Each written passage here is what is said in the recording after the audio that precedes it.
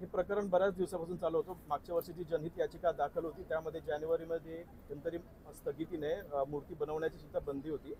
कालांतराने आम्ही सर्वांनी एक याचिका दाखल करून ती ऑर्डर मॉडिफाय होऊन मूर्ती बनवण्यास परवानगी देण्यात आली होती.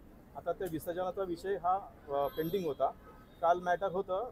काल कोर्टाने विचारणा केली होती की ज्या मोठ्या मूर्त्या आहे अराउंड 8 फुटापर्यंत, तर त्या कृत्रिम तलावामध्ये त्यांचं विसर्जन होऊ शकेल का आणि त्यासाठी तुम्ही काही उपाययोजना करू शकता का, असं आज नेमकं कोर्टाने कशाला परवानगी दिलेली आहे? 6 फुटांवरील POP असतील तर सगळ्याच मूर्तींचं विसर्जन हे सार्वजनिक स्वरूपात करण्यास परवानगी दिली कोर्टाने. हो, आज जे आहे काही गाईडलाईन्स आणि कंडिशन्सच्या अंतर्गत कोर्टाने 6 फुटापर्यंत ज्या मूर्त्या आहेत त्या कृत्रिम तलावात त्यांचं विसर्जन व्हावं, तसेच ज्या मोठ्या मूर्त्या आहेत त्या नैसर्गिक स्रोत जसं समुद्र, नदी इत्यादी त्या ठिकाणी त्यांचं विसर्जन होऊ शकतं. मात्र त्यांना राज्य शासनाला असे आदेशित केले की तुम्ही एक्सपर्ट कमिटी याच्यात स्थापन करा, ज्यामध्ये तुम्ही ती जी मूर्ती आहे तिचं रिसायकलिंग, रियूज किंवा मग तिचं विघटन हे नैसर्गिकरित्या किंवा सायंटिफिक मॅनरने लवकरात लवकर कमी वेळात कसं होईल जेणेकरून प्रदूषण होणार नाही वगैरे या दृष्टीने.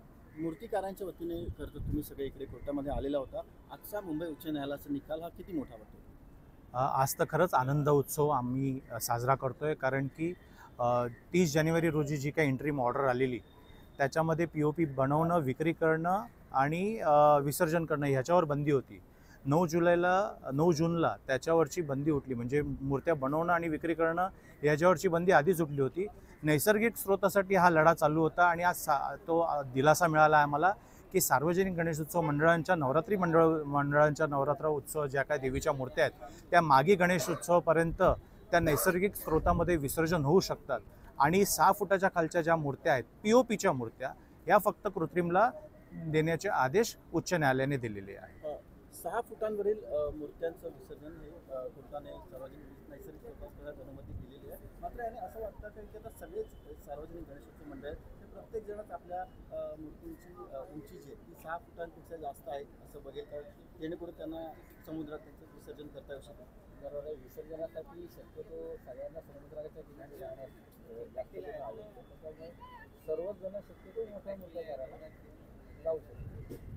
त्यामुळे त्या विसर्जनाच्या विषयाला आता ज्याकडे आता परवानगी दिली त्यामुळे सरसकट सगळेजण तिथे विसर्जन करतात.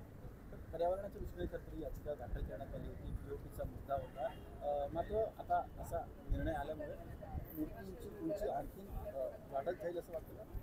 नाही, उंचीवरती कुठेतरी निर्बंध येणार आहेत. त्या पद्धतीने सगळेजण त्यामध्ये सहभाग घेतील, मंडळ पण आणि कार्यक्रम. सर, खरं तर हा अंतरिम दिलासा आहे यावर्षी आणि पुढच्या वर्षीच्या मागे गणेशोत्सवापर्यंत. आता यापुढे या प्रकरणात काय अपेक्षित आहे? सर्वप्रथम मी हे बोलू इच्छितो की आज माननीय उच्च न्यायालयाने जो निर्णय दिलेला आहे तो एकदम बॅलन्स्ड आहे. पर्यावरणाला मध्यनजर राखून, पर्यावरणाला हानी न होता, उत्सवला हानी न होता, उत्सवही बरोबर साजरा झाला पाहिजे, या सर्वांना घेऊन आज जो निर्णय आलेला आहे तो एक सामान्य माणसासाठी हा उत्साहजनक निर्णय आहे.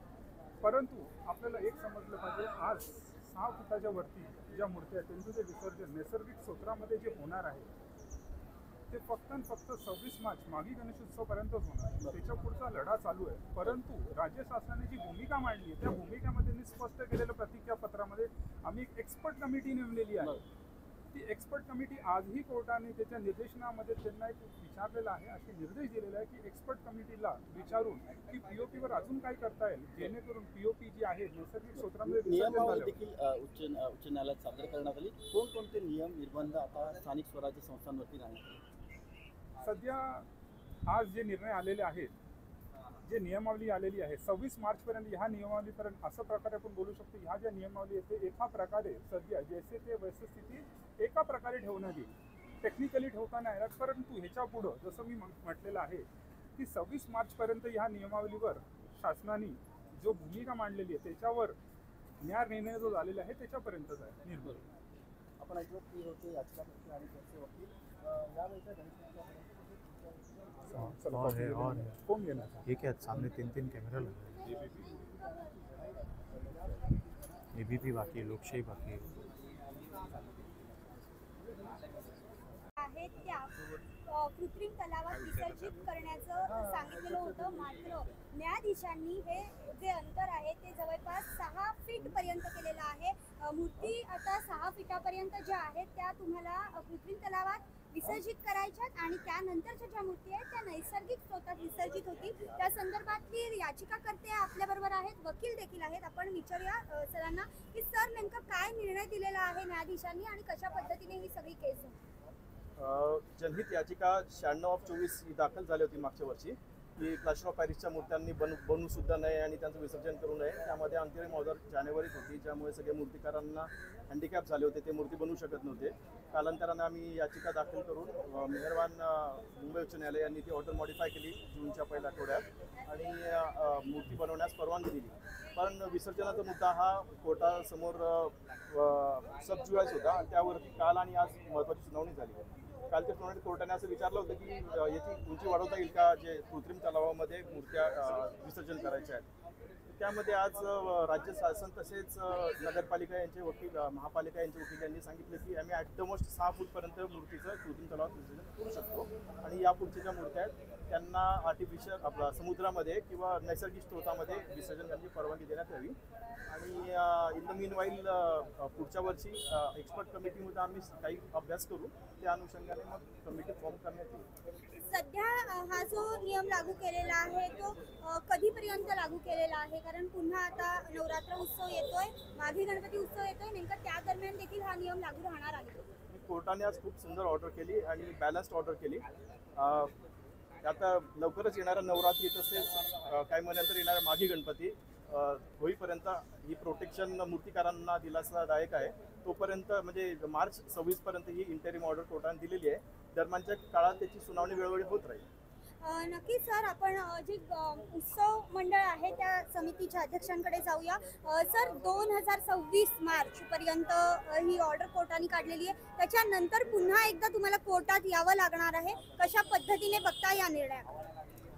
सर्वात प्रथम तर राज्याचे मुख्यमंत्री देवेंद्र फडणवीस व सांस्कृतिक मंत्री आशिष शेलार यांचे आम्ही मनापासून आभार व्यक्त करतो की सरकारने उत्सवाच्या दिशेने एक खूप भक्कम असं पाऊल उचललं आणि कोर्टामध्ये सरकारने एक अहवाल दाखल केला की ज्याच्यामध्ये 6 फुटाच्या खालच्या ज्या मूर्त्या आहेत त्या कृत्रिम तलावात जातील आणि 6 फुटाच्या वरच्या ज्या मूर्त्या आहेत ह्या नैसर्गिक स्रोतामध्ये आपण विसर्जन करू शकतो.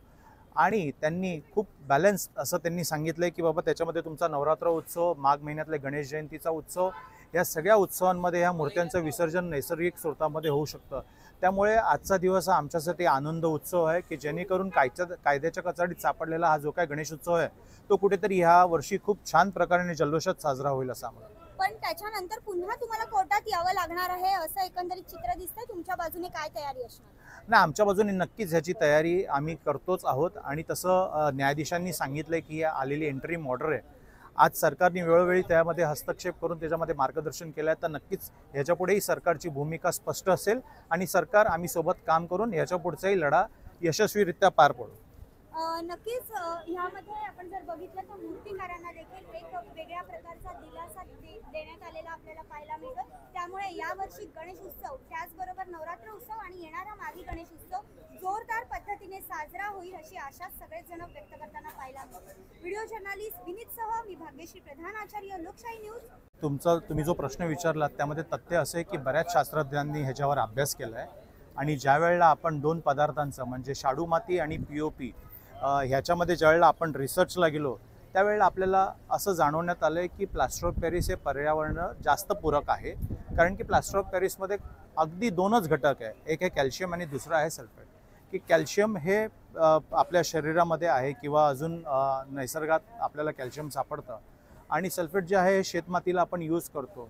वेअरएज ज्यावेळेला कंपॅरिझन जर का शाडू मातीचं आपण करण्यात आलं तर शाडू मातीमध्ये असे बरेच घटक आहेत की जे पर्यावरणपूरक नाही आहेत.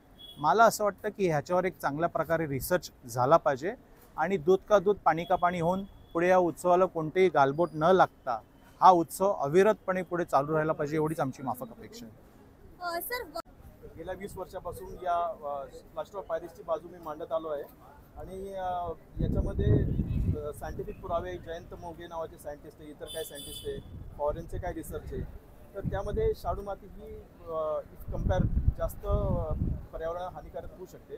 कारण की जर पाण्यामध्ये तुम्ही विसर्जन केलं तर ती गेल्यानंतर ती पूर्णपणे विरघळत नाही, पण ती खाली जाऊन बसते आणि एक सिमेंटसारखा पदार्थ तयार होतो. तर ॲक्च्युअली जी पर्यावरण म्हणजे नॅचरल मड जी म्हणतो आपण काळी माती ती ॲक्च्युअल तिचं गणपती असं व्हायला पाहिजे अशी गोष्ट आहे. पण तसं ती प्रॅक्टिकल नाही आहे. आणि इफ प्लास्टर ऑफ पॅरिस म्हटलं ना it is prepare from gypsum rock. त्याच्यामध्ये फक्त 2च घटक आहे आणि त्याच्यामध्ये हानिकारक असं काही नाही, फक्त विरघळत नाही एवढाच त्याच्यात दोष आहे.